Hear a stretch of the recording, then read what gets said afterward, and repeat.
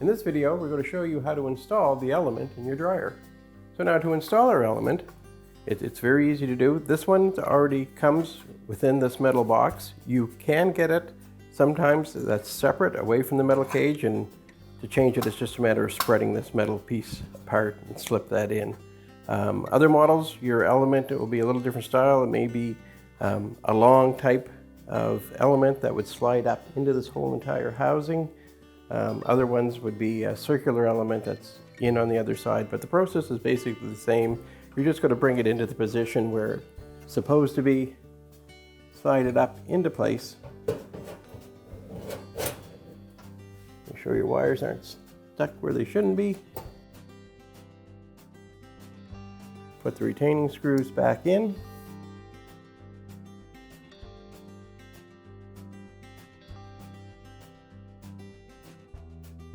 Install your wires back on your element.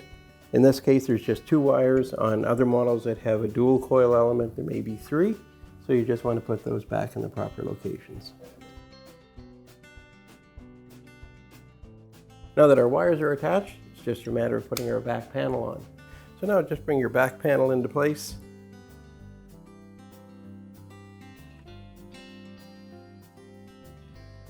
Just get it lined up and start it.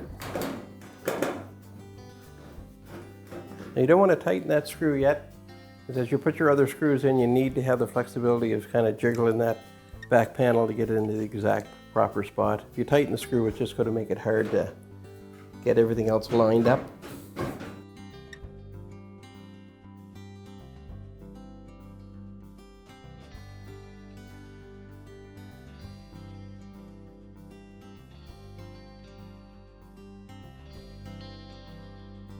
And that's how easy it is to install the element in your dryer.